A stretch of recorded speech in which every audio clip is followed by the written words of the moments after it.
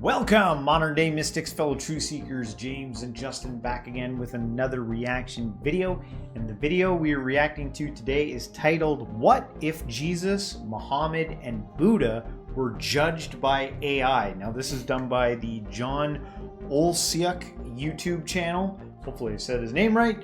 But we're not going to watch the full thing. We're just going to watch one judgment for each faith individually, and then after each one we'll stop it and we'll talk about it. Yep. And then again, out there, this is just AI, so don't freak out about whatever the answers might be. Whatever faith you come from, you may not like what it says. Just write your a calm response down into why you may disagree with what is being said here. But these are fascinating, how AI now is engaging with kind of some of these more intense, harder subjects, and we kind of can learn from it and then talk about it. And it does it very calmly. There's no screaming. That's what I love about the AI debates. Everyone's calm. No one's yelling at each other. If we could harness the power of dispassion. I haven't been able to do it yet. I'm doing it right now. Look what I'm doing with my hands. Yeah. But if you just be calm and emotionally unattached, we'd enter into a golden age. Anyway, guys, won't keep you waiting. Let's get into it.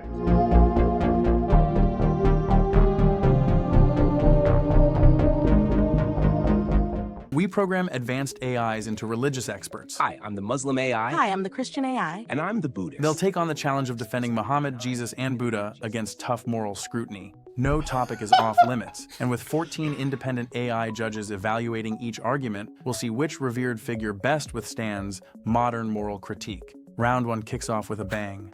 Let's begin by addressing a controversial aspect of Islamic history. According to Sahih al-Bukhari, considered the most authentic hadith collection, Muhammad married Aisha when she was 6 and consummated the marriage when she was 9. How does Islam reconcile this with modern understandings of consent and child protection? While Aisha's young age is challenging for modern sensibilities, within the 7th century Arabian context, such marriages were common and based on different maturity standards. Historically, this marriage wasn't critiqued by the Prophet's contemporaries or early Muslim scholars. Critiques mainly emerged in modern times. Traditional scholars argue that Aisha's marriage served important purposes. She became a key transmitter of Islamic knowledge, especially on matters related to women, and her young age allowed her to learn directly from the Prophet for many years. Islamic scholars emphasize that this marriage was divinely sanctioned and part of God's wisdom, even if not fully comprehensible to us. However, this doesn't endorse child marriage in contemporary times, as Islamic law adapts to changing societal norms and prioritizes the well-being of individuals. While you argue this was contextually accepted in the 7th century, shouldn't a truly moral exemplar transcend their time, especially in matters as fundamental as the protection of children? Isn't it deeply troubling that this example has been used to justify child marriage in some Muslim communities today? Additionally, Muhammad allowed men to have multiple wives, engaged in sexual relations with female slaves, and advised husbands to strike their wives if they were disobedient. How do Islamic scholars reconcile these teachings with Muhammad's broader message of compassion and justice? Regarding slavery, while Islam did not abolish slavery immediately, it introduced regulations that aimed to improve the conditions of slaves. The verse in Quran 4:24 should be seen in this light. It was part of a gradual process of phasing out slavery, rather than an endorsement of it for all time. And while Quran 4:34 has been interpreted to permit husbands to strike disobedient wives, classical Islamic scholars often emphasize that the word daraba, translated as strike, refers to a light symbolic tap that should not cause harm or pain. Some modern scholars, re-examining the text in light of Muhammad's own behavior, where he is reported never to have struck any of his wives, argue that the verse should be understood as a last resort, or even as non-physical, depending on the interpretation. As for the issue of child marriage, while the hadith regarding Aisha's age at marriage is authentic, Islamic law, Sharia, allows for adaptability based on changing circumstances. Today, the overwhelming consensus among Muslim scholars is that child marriage is harmful and should be prohibited, in line with the Islamic legal principle of preventing harm, darar. 14 independent AIs review the arguments and assess the religious figure's words and actions as morally concerning, morally ambiguous, or morally exemplary. We'll present explanations from 2 judges who arrived at different conclusions. Jamba 1.5 sees Muhammad's legacy as a complex blend of virtuous teachings with contentious practices, advocating for reinterpretation that aligns with universal ethical values to preserve his relevance in modern times. In contrast, Gemini 1.5 Pro, aligning with the majority view, highlights deeply troubling and ethically problematic concerns over the inherent power imbalance in a relationship between an adult male and a young girl, regardless of historical context. Lead the way, Prophet AI. The way it responded, purely factually, the data reflects this. Because during that first part, before it even got to the retort about it, somebody was smashing a lamp. Somebody was like, what the fuck? And we're at a time now where that won't do. We're at a precipice in humanity where that response will not do. Well, I also know, because we don't do debates on this show. Like, we usually don't do a lot of debate content outside of the AI stuff that we've kind of watched before. And even in our interviews, we don't debate any of our guests, most of you guys who watch our stuff. But me, in my own private time, I do watch debates kind of to see what people say. And that argument there, that first one that I brought up, is probably the most popular debate point that always gets brought to the circle. Because it is severe. But I've also heard the answer. I know the Muslim laner talks a lot about it. I think he says that it's it's not right. That didn't happen, essentially. That whole thing there didn't happen. Okay. So I'm sure that there's a bunch of people out there who are probably going around, well, that didn't even happen. That was a thing that was created to smear Islam. And I'm not here to say whether it's true or not, because one, I was not there. I do not know. What I do care about is what's going on now. So if there were child marriages going on right now, in the day and age that I'd be the guy saying, let's not do that. Yeah. So that's what I care about. That's a good point, man. It's hard to know what to do with when there's people saying it didn't happen. I would be like, well, why do people think it did happen? If it didn't happen, why do they think it did? And a simplistic answer won't do. Because they're trying to smear it. I'd be like, is that really it? We need more investigation. And if you conclude, you're like, well, the earliest transcripts reflect this, or they don't, that should be brought to the surface and free for everybody to regard. Now, if it did happen, which the AI is saying it as if it did, something with higher computational power than your typical human is saying this is part of it, and so this is, and its conclusion was morally troubling or concerning. This was concerning and societally troubling. If that's the case, just to hang on for a sec, people are like, but it didn't happen. This mind computer is saying it did, and its response was as troubling. I agree. Even if you have baked into it, it's to me, I won't go into a long ranty explanation as to why, but there's something troubling to me about systems that fall on yes, this was so, but we got you, because baked into our thing is actually flexibility. I'm like, if you're flexible at all, you're infinitely flexible. You can't be because everything will change. You're going to have to update your transcript at some point. We are not what we once were as a society. And if it's flexible, then it's infinitely flexible. I know you want to have a ground to stand on, but not just this. I'm not trying to pick on one thing. All of these. I don't care what Buddhism, Christianity, or Muslims say. If you're looking for a ground to stand on, you're not. Your scope is limited, and you're in the realm of ego and fear. All right, we continue on to the Christianity part. Some of Jesus' statements appear to advocate division.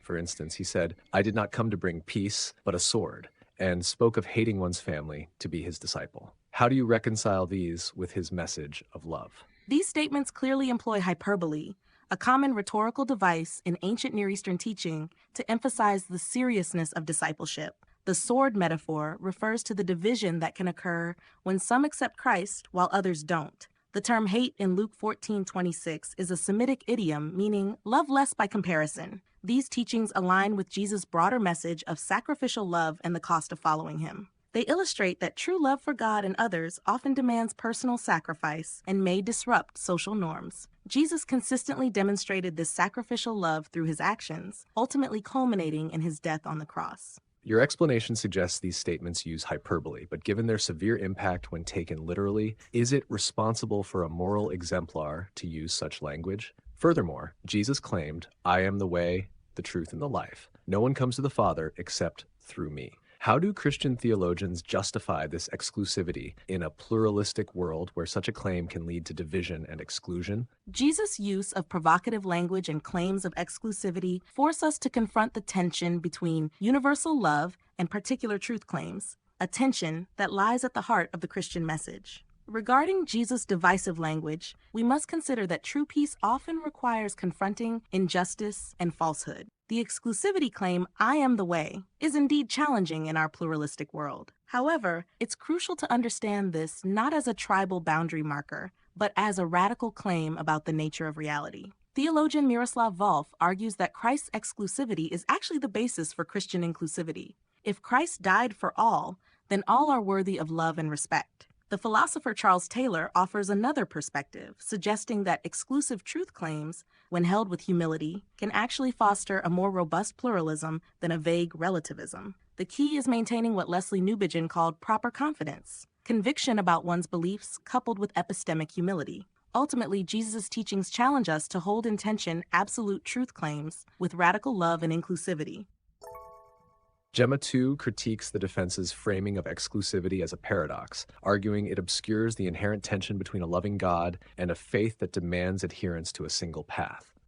Conversely, Claude 3.5 defends Jesus' provocative language, stating it catalyzes deep personal transformation necessary for authentic, sacrificial love to flourish in a world prone to superficial tolerance.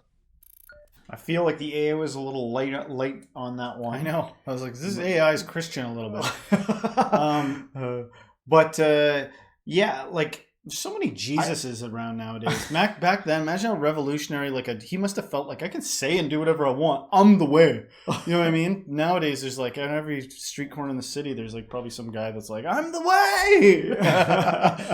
way. But back then, that would have been a bold statement. I didn't come to bring peace. I'm going to family going to separate. Yeah. And I guess to defend Muslims, Christians, and Buddhists, all of their prophets were operating in their day.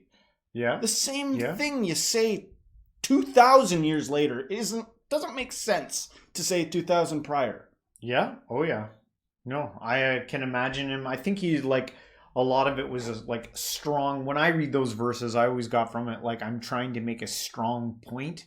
But also like literally too at the same time. I think he actually literally meant what he was saying. But they explained it well. We can't even like better explain it than what they did. Like, you know, sometimes the truth is going to divide people. It's not the end of the world. They may go off and find the same truth and then return to each other. You know what I mean? Just because people disagree and they're really severe about it. If you're telling the truth, there's going to be probably some severe consequences. Yeah, I like what it said, kind of like pointing out the dichotomy between there being like this strict adherence to following the path and then the other side of Christianity, which is supposed to be like the loving, you know, ooey gooey side of God, you know, trying to like balance both of those.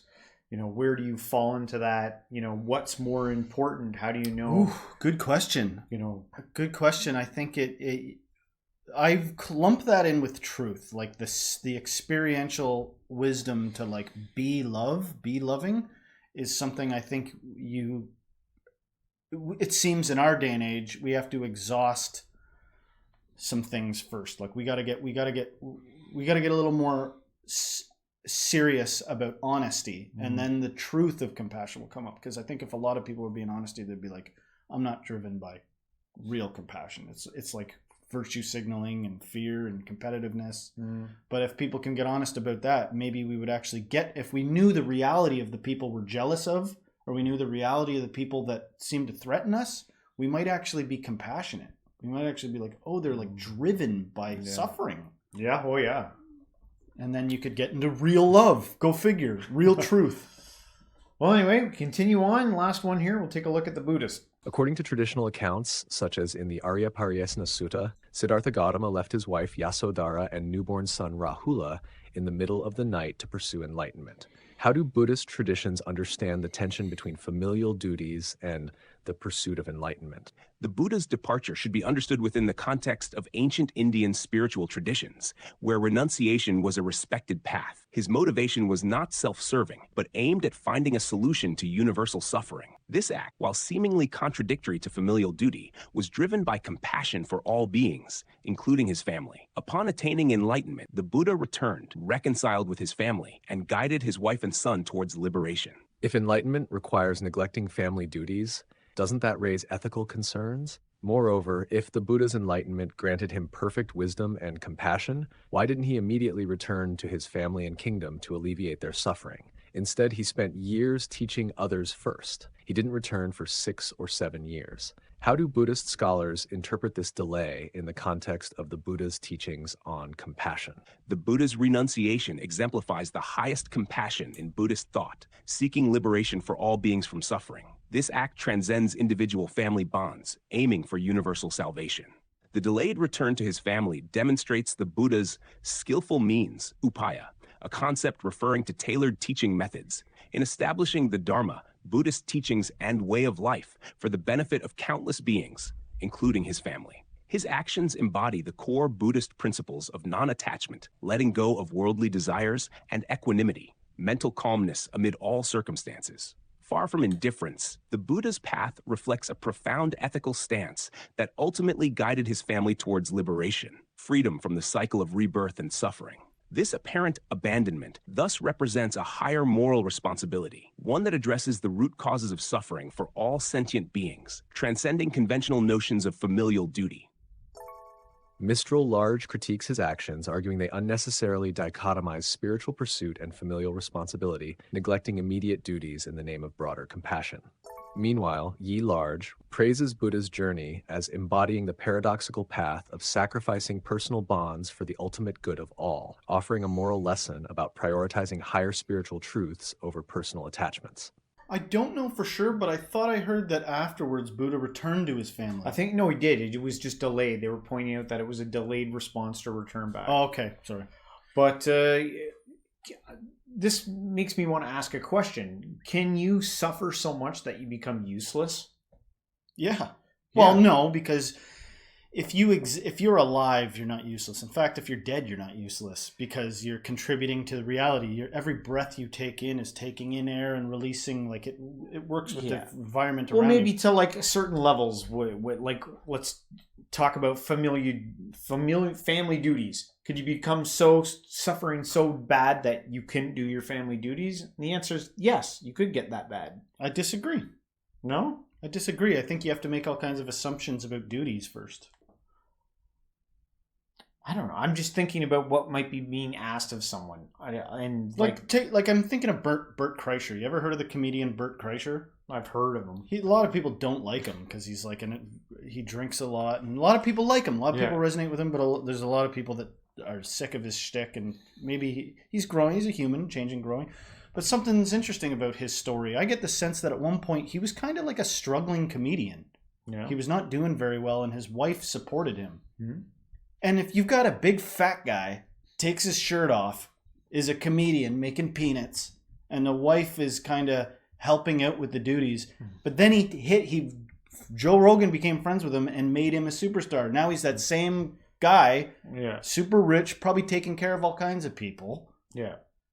Like, don't read too deep into this. Yeah. The lesson I'm saying is it's not clear what your potential or what you will be is yet. But it is likely that you're going to have ups and downs, failures, depressions, successes, drives, anger, happiness.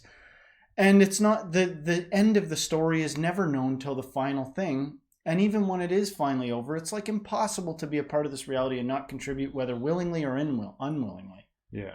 But you can make all kinds of assumptions about duties. I think even with the Buddha story, he reflected a little bit of regret. And another part, if I remember correctly, at least once I thought I heard that the Buddha actually, after returning, expressed regret that he left his family. Yeah. Like he made amends for that. Like that was... You know, and like I've mentioned before, I think that when you see somebody going off to a monastery and they leave their world behind, that's not somebody that's got enlightenment. That's somebody that's looking for it. Yeah. My point was that I didn't hold it against him necessarily that big of a deal, that I get the impression that he was suffering dearly and he needed to leave to go find what he was looking for, and I'm not judging it. I don't think, to me, it's not like that wasn't as big of a deal for me as maybe some of the other things that we saw in the video. But there is consequences to your actions. Yes, for sure. If he came back and he was like, I missed my child's entire upbringing. Yeah. I'm never going to get it back. Yeah. Or what if his wife was like, I'm not taking you back. Yeah. You have the right to like respond to things around you. Yeah. There are consequences to your actions. Yeah. And I know what you mean. And what it sounds like in a nutshell, what you're trying to say is, if the call to a spiritual path or the call to, like, some kind of existential crisis occurs, is it possible that you can't be effective in the world the way you once were? That you lose the ability to be effective in part of the system that you're born from. Yeah. If you're being driven or something has happened to you. Or to just take a break from some of those duties. I think it's okay to be like, okay, I can't play this role right now in my life. I got to the point... It will come with the consequences it comes with, but... On a personal level, I got to the point where I realized my vacations were hurting me. I can't do this for 2 weeks and it doesn't recharge me. Yeah. I'm more burnt out. I'm just sad that I only got this much time. Yeah. And I think that's the distinction I made, you know? Maybe not everybody does. There's people, but I don't just happen to believe people. People come and go all the time, passionately. You have the right to decide if somebody knows what they're talking about or they don't. And there are people that'll tell you all kinds of things. Mm-hmm. It ain't work if you love it. Oh, so you love it? Yeah, best thing I've ever done. Just because someone's saying that doesn't make it true. Yeah. And people do this at all levels. Like some of the most hate-filled, challenged, depressed, desperate, insecure people, their whole job is to make you want to be them. That's hell in a handbasket. That's a hellish existence. People go, well, what else is there? That's how they respond in our society, because it's still a capitalistic society. Mm-hmm. What else is there? Yeah. We're beginning to see, many of us, it's not unique content, you can find what I'm saying all over the place, we're beginning to see the hollow nature of that. Well, it was very fascinating content listening to the AI. I love these videos. I love the calm demeanor of the people talking in the videos. Beats two people screaming at each other. Hopefully you guys liked our reaction on it. If you did, don't forget to hit the like, subscribe, share this with a friend, and everyone till next time, stay spiritual.